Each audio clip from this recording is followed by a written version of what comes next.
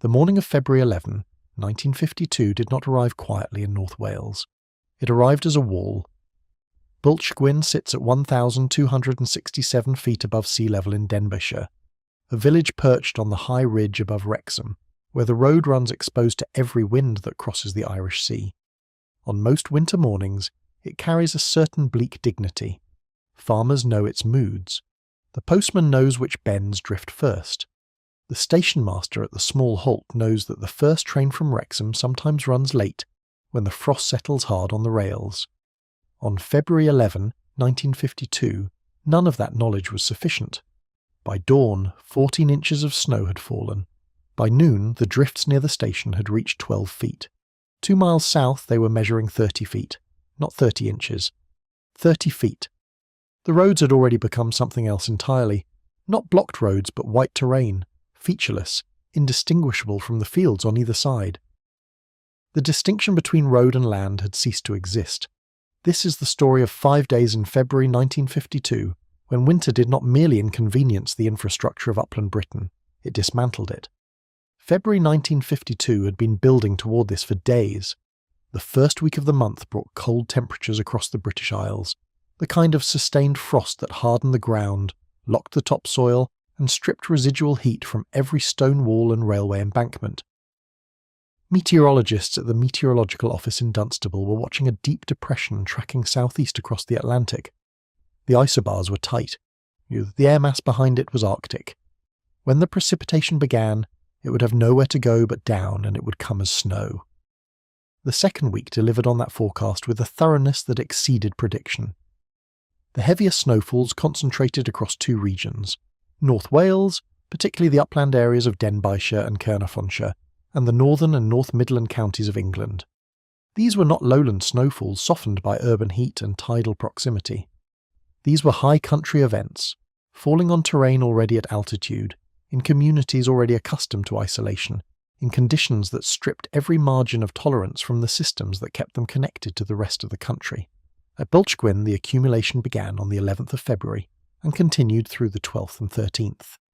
3 days, 14 inches of base cover, and that figure understates the situation almost entirely. 14 inches is a measurement taken in the open, on flat ground, away from any obstruction that creates turbulence in moving air.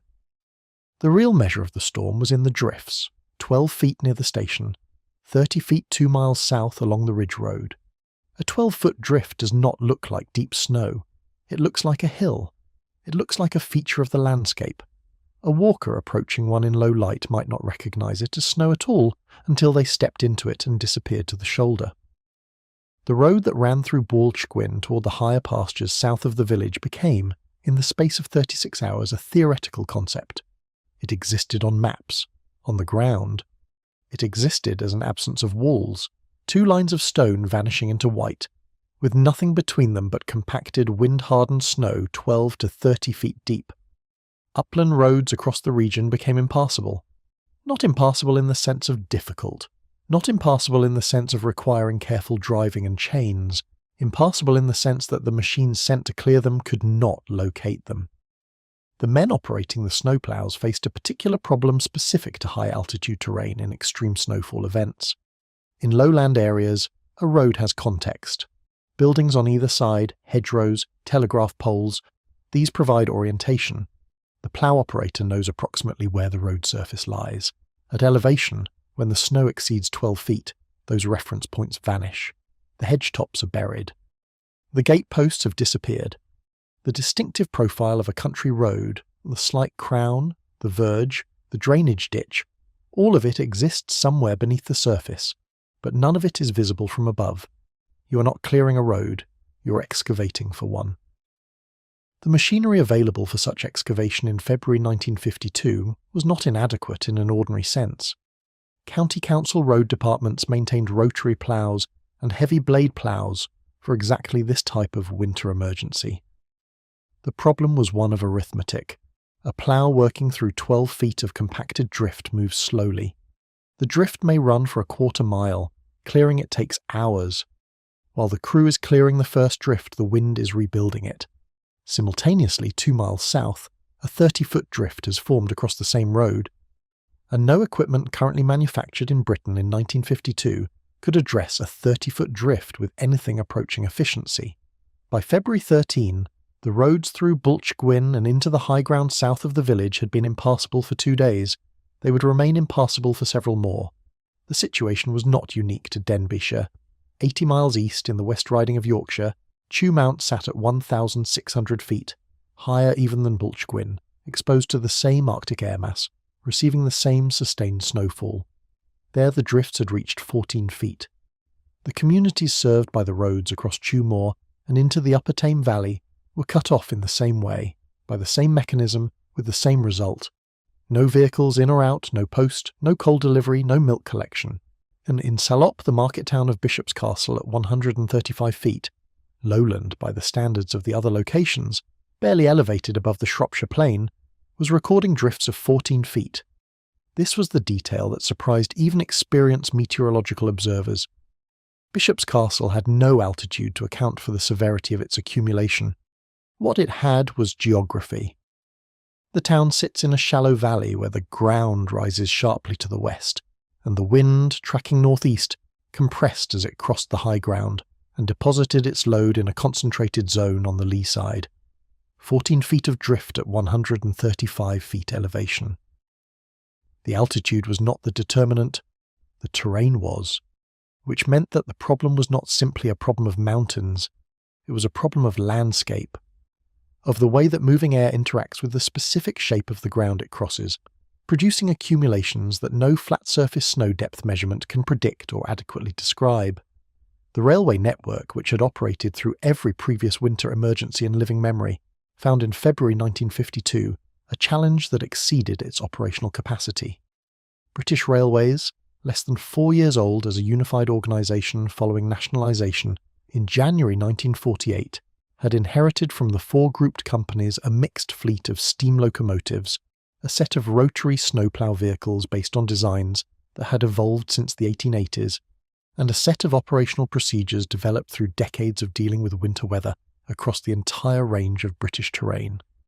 Those procedures were sound, the equipment was generally effective, the February snowfall was neither.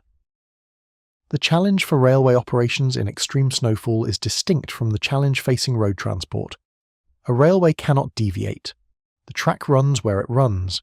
If a cutting fills with snow, the train must clear the cutting, or it cannot pass. There is no alternative route, no possibility of driving around the obstruction. The line either works, or it does not, and when the snowfall exceeds a certain rate, when the snow accumulates faster than the available clearing machinery can remove it, the line stops. Railway operations ceased, not suspended, not running at reduced frequency, ceased.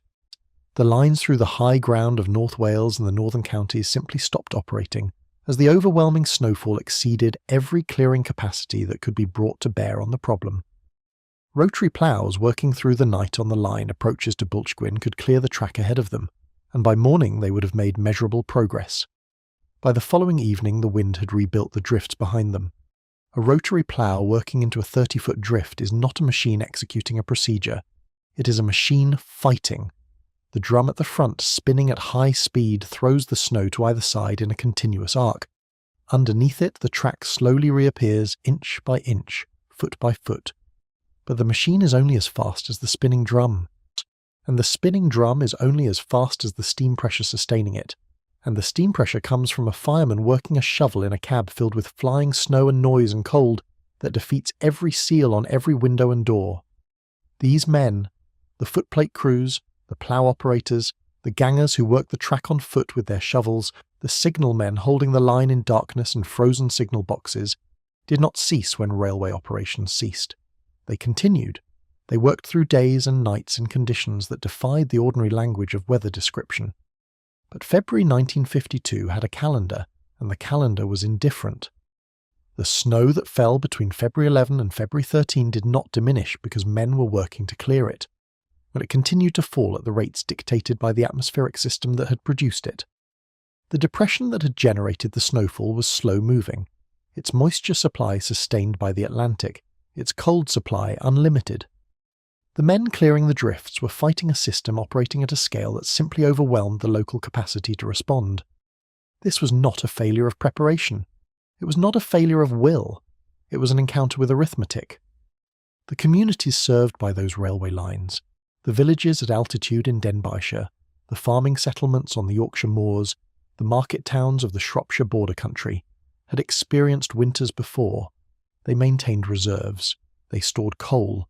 Farms kept additional feed. Households built in redundancy for exactly these events. But 5 days of complete isolation, 5 days without resupply, 5 days during which the normal connections to the wider country had been severed entirely, pressed against the limits of those reserves. Farmers with livestock faced a specific and urgent problem. Cattle and sheep require feed and water. The hay stored in the barn does not automatically increase because the access road has disappeared.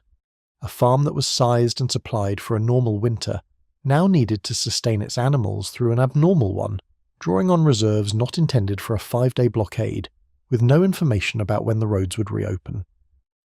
The question they were all asking, on February 14 and 15, was a simple one. When does it stop? The answer, delivered by the slow movement of the atmospheric system, was not yet. The snowfall continued. The drifts consolidated, compressed by wind, hardened by the overnight temperatures that dropped well below freezing even in the valley floors. A fresh drift formed over a cleared drift with a different character, denser, more resistant, harder to shift. The teams working the roads found that the material they were cutting through on the 4th day was not the same as the material they had cut through on the 2nd day. On February 15th, the meteorological situation began to change. The depression tracking southeast had finally moved far enough east that the snow-bearing airflow over North Wales and the northern counties weakened. Snowfall rates decreased. At Bwlchgwyn, the ski lightened. The incessant sound of wind across the ridge, which had been constant since February 11, dropped in intensity. The village, buried under 14 inches of base snow with 12-foot drifts at the station approach, was still cut off. But the snow had stopped falling. The work of recovery could begin in earnest. For the road clearance teams, the change in weather meant something specific. The enemy had stopped reinforcing. Every drift they cleared now would stay cleared. Every road section they reopened would not immediately fill again. The machinery that had been fighting a rearguard action for 4 days could now advance on ground that would hold. For the railway engineers, the cessation of snowfall meant the rotary ploughs could work forward without being immediately outpaced. The gangers could dig out the switch points. The frozen signals could be thawed and tested. The infrastructure examination that had to precede any resumption of service, checking that buried sections of track had not shifted, that drainage had not backed up and undermined ballast, that overbridges had not accumulated dangerous ice loading, could proceed. At Bwlchgwyn station, the platform had been invisible since February 12. The approach road from the village had disappeared entirely. The signal box, staffed through the entire event by men who had arrived before the snow closed the roads and had not left since, was operational but serving no trains. 14 inches of snow, 12 feet at the station approach, 30 feet 2 miles south, 5 days of silence on lines that were supposed to carry the connection between upland communities and the wider world. The February 1952 event entered the meteorological record at Bwlchgwyn and at every other reporting station that experienced it. Chew Mount at 1,600 feet in Yorkshire, Bishop's Castle at 135 feet in Salop, as one of the more severe February snowfalls of the 20th century in those locations. Not the worst ever recorded, not the definitive defining event, one of the severe ones. That qualification matters, because what makes the Bwlchgwyn event historically significant is not simply its intensity. It is the demonstration of a threshold. Every infrastructure system operates with margins. The road network in Denbighshire in 1952 had a margin. It could handle snowfall up to a certain depth, beyond which clearing capacity was exceeded. Yeah, that margin was somewhere below 14 inches of base snow with 12-foot drifts. The railway network had a margin. It could handle snowfall up to the rate at which rotary ploughs could clear faster than accumulation occurred. February 1952 exceeded that margin. What happens when you exceed the margin is not gradual degradation. It is discontinuity. The road does not become slower and harder to use. It ceases to function as a road. The railway does not run fewer trains. It runs none. This discontinuity is the feature of high-altitude winter events that distinguishes them from their lowland equivalents. In the lowlands, heavy snow is an inconvenience with a measurable severity. In the uplands, heavy snow can cross a threshold beyond which the ordinary categories of response, more equipment, more men, our longer hours cease to apply. The event has moved from the domain of operational management into something else.